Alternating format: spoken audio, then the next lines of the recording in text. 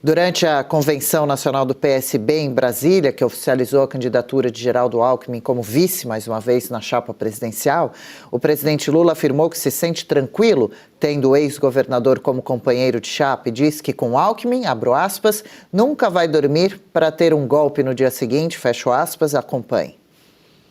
O Alckmin é aquela garantia que todo mundo precisa. É aquela pessoa que você pode deitar com a certeza absoluta de que ele está trabalhando para que as coisas deem certo no país. E eu posso dizer, João, que com o Alckmin a gente nunca vai pensar em que vai dormir, vai ter um golpe no dia seguinte de manhã. Eu ri muito, gente. Não sei você, mas eu ri muito. O Alckmin é aquela garantia que todo mundo precisa. Você imaginou o tipo de garantia? Você precisa dessa garantia? O Alckmin e ele lá atrás, né? Com aquela cara de esperto, assim, de que está gostando. E vemos, assim, como que a pessoa se perde a esse ponto. O que será que aconteceu, gente? Sério. O que será que aconteceu? Porque o Alckmin não era esse Alckmin. Tá bom que, se você estuda um pouquinho, né, vai atrás de conteúdo, você percebe que existe essa aliança. Houve uma aliança estabelecida ali entre PSDB, PT e só existia esquerda nesse país. Essa é a verdade. O PSDB se posava de direita, mas não era direita porque a agenda era a mesma. Então, quando surge um outsider como o Bolsonaro, os dois se unem, e aí fica escancarado que nunca foram inimigos. Mas eu pelo menos, eu acho tão triste para a história do Alckmin, porque tinha uma história, né? Qual é a história que vai ser contada então? Né? Daqui a algumas gerações. Como é que se vai falar sobre isso aí que aconteceu?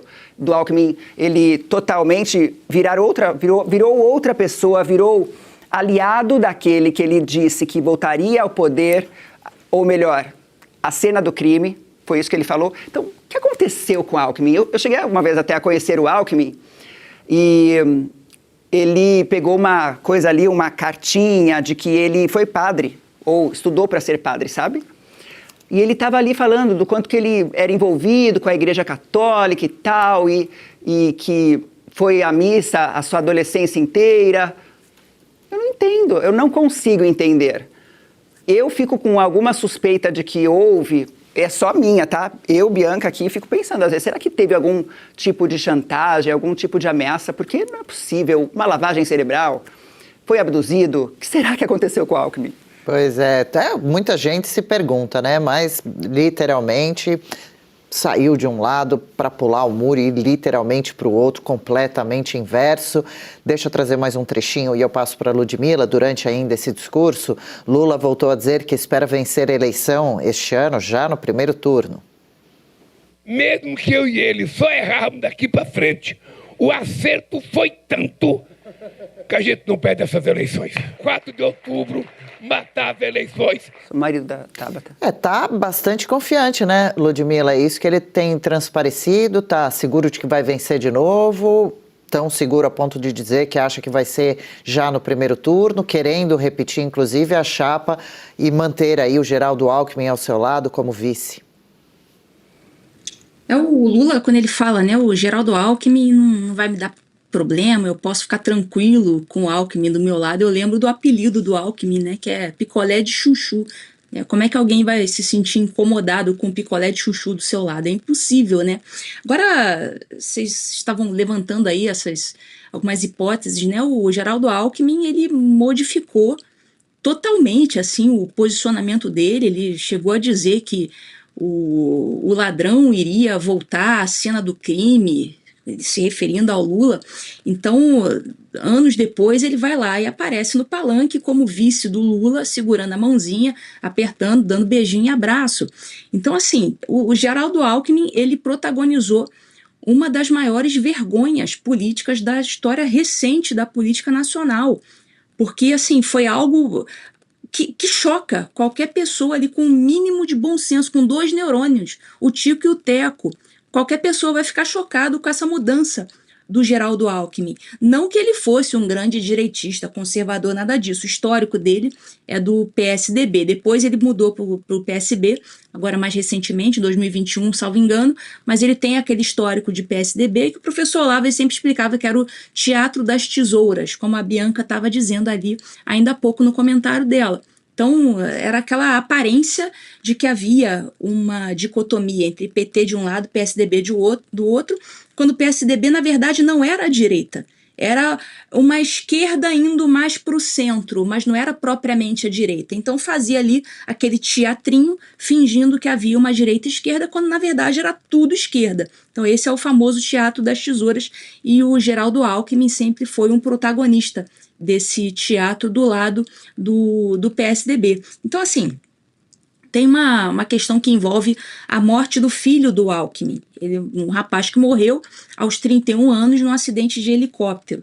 E depois daquele episódio, muita coisa mudou, né? O Geraldo Alckmin acabou, né, modificando o seu posicionamento. A gente não sabe até que ponto, muitos mistérios né, circulam em torno desse acontecimento, e o Alckmin talvez tenha o seu posicionamento modificado por conta desse episódio, não sabemos, mas existem muitas teorias a respeito e deixo aí para a imaginação do público conjecturar sobre isso.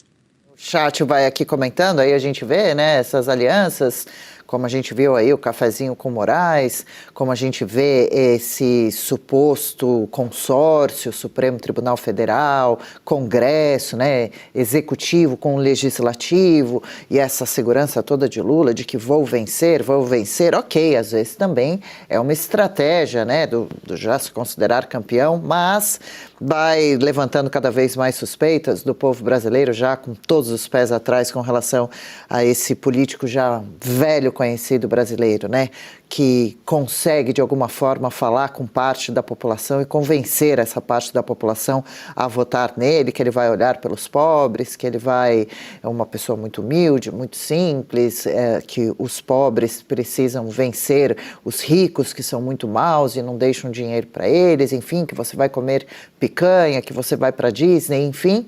Algumas pesquisas dizem que o povo brasileiro tem cada vez mais, principalmente essa parcela, região Nordeste, por exemplo, aberto os olhos, que está mais por dentro da notícia verdadeira, que não confia mais tanto apenas em emissoras como Rede Globo ou outras da mídia que já conhecemos, né, a velha mídia que recebe muito dinheiro, não é pouco, é muito dinheiro do governo, e que então, né, topa, quem sabe, maquiar notícias, esconder algumas, trazer só notícias que possam parecer boas com relação ao governo, acabam elegendo junto ali, fazendo parte de uma campanha velada do presidente Lula. Enfim, só estou aqui falando, pensando, né, tendo as que a gente pode pensar, não pode ter ideias, suspeitas, duvidar, enfim, ainda podemos, acho que, falar sobre isso. E, mais uma vez, também Lula reforçando, né, esse discurso do golpe já bastante cansativo, porém, né, tem aí os presos do 8 de janeiro, Revista Oeste sempre falando deles,